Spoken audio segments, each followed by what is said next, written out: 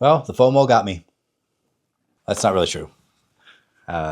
You've probably seen me talking on this channel about how much I love my Pocket 3, love the camera.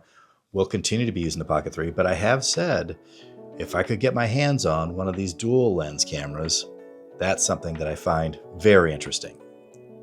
Well, I got my hands on one of these dual lens cameras.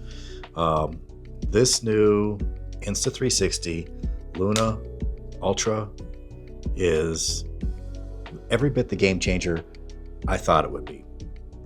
Now, that being said, I've only had it for a little bit of time now, and this is going to be just a short initial review. There's stuff I'm going to be talking about on Colden's channel. I'm going to do multiple reviews of this camera because, as you guys know by being followers of my channel, I use these cameras professionally as well as for YouTube creation.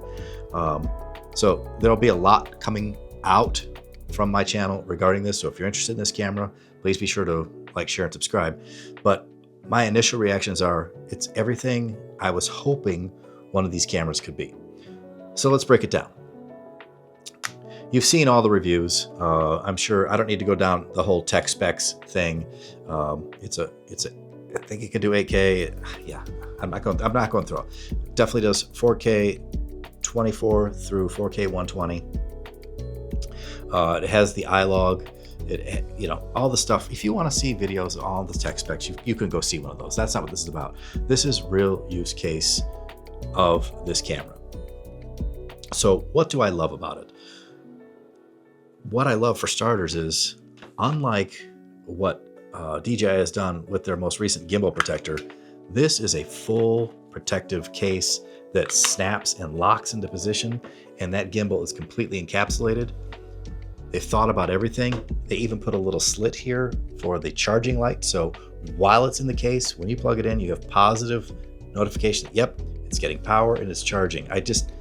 They thought about everything when they designed this camera.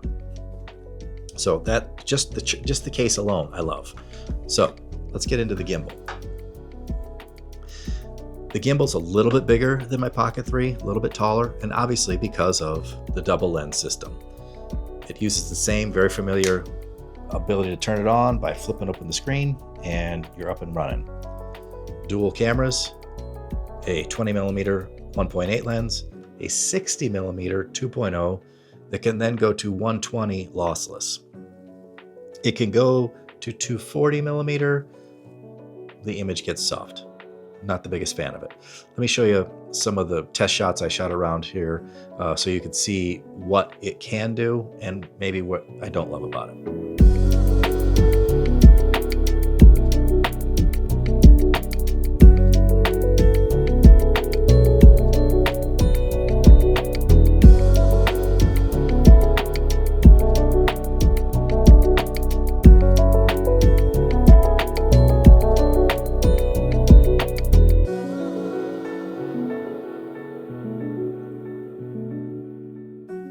So, you've seen the test shots. That kind of gives you an idea of what the camera can do. What I can tell you is I love the intelligent tracking. Like in this shot here, you'll see it gets herky-jerky, if you will, as I go behind things, but it doesn't lose me. It just loses you for a second, but then recognizes you on the other side of the object and picks up the tracking again. Is it the best zoom? Would it be better if it kind of zoomed all the way through? Yeah, and it might. Those are pretty large obstructions I had in this kind of walkthrough, but I wanted to test how it would work, and it did a pretty good job. What you're seeing here is some of the initial footage I shot right after I unboxed this thing. This is at the radio station that I work at. It was a band. We were recording that day for the PBS show, and yep, that footage will be up on PBS as well. It did a wonderful job. It was exactly what I was hoping to get out of a gimbal camera with the double lenses. The wide angle lens is great for vlogging, it's great for landscapes, it's great for a lot of things, and even using professionally. But this was my use case, to be able to be in an audience and zoom in a little bit tighter and still have a clean image. And as you look at this image, I want you to pay attention. This is a dark room. Now, yes, the musicians are lit up very well. It's a dark room, and look at the blacks behind them. Look how clean the black is. There's not noise, not, I mean, maybe if you zoom way in, but right here, looking at the screen, very clean image. Also, a lot of this was shot mostly on the 60 millimeter. And look at the detail in the people's faces, the hair in the guy's beard. Everything looks just like I wanted it to, and why I wanted this camera, so that I could have that look without having to carry around a giant gimbal system. I will say, this removable remote option, where everything is on this little screen and all of my manual controls, it's not just a gimmick. That was something that really blew my mind in a way that I wasn't anticipating. I thought I was going to experiment with it while I was doing it at the shoot there at the radio station. I put this on one of those Ulanzi tripods, just on a stick, stepped away from it, and sat down in a chair with the audience and used it like a little PTZ camera. This is awesome. So it's a multicam shoot. So the movement in between the musicians doesn't matter if it's ugly or messy. I'm just trying to set up the shots. So I set up a shot, frame it. Wait, there's my shot. Oh, I see the bassist is doing something. Move the gimbal. There's my shot. All while using this as a little PTZ camera that I have packed in a bag. This is not a gimmick. There are a lot of wonderful use cases for this, and I haven't tested it yet. That's one of the things I'm going to be talking about on Colden Show. Can we use a USB to HDMI and run it to a switcher and actually make this be a PTZ cam for a multicam shoot? I don't know yet, but we're going to find out. The other thing that I found amazing about this, and I don't think it's talked about enough, one, having this as a microphone. Now, if you're a journalist or you're doing social media and you want to do on the street interviews, man on the street interviews, you can set this up, frame yourself, find the person you're talking to. Hey, I got a question for you. What do you think about this? You've got everything you need right here. No microphone required. Can you use the mics? Absolutely. Do you need them? No, because you can do your interviews like this. They've thought about everything with this camera system. The other thing I like is, you don't have to buy the Insta360 microphones if you don't want. I tested it.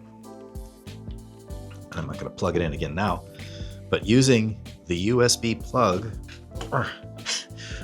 on your DJI mics, you can plug it in and it recognizes right away. Oh, external wireless mic system is what it says, like generic terms. And the same green bar that indicates your audio levels that you have with the Insta mic work with your DJI mics. So you can use external mics as long as they're USB through this USB connection. So you only need to buy the camera if that's all you want to buy right now, and see if you like the system. What does this do about me thinking about the Pocket 4P? I don't know. Yep, I'm fully invested in the DJI ecosystem. But as we've talked about on this channel, I don't know if that's going to be something that's going to be possible for the future, and if it's going to be something that's available to us here in the United States. And even if I can buy the cameras, which I can legally buy the cameras, I probably can't get them serviced. So I'm on a wait and see on DJI, and in the interim, Insta is winning my business. This is an incredible camera system. This is everything I was hoping I could get out of a double lens, a pocket gimbal. This is a great start. Now, stay tuned for the long-term reviews. Let's see what trouble I run into. If I don't love something, I'll be sure to share, because I bought this with my own money. This is not a sponsored video.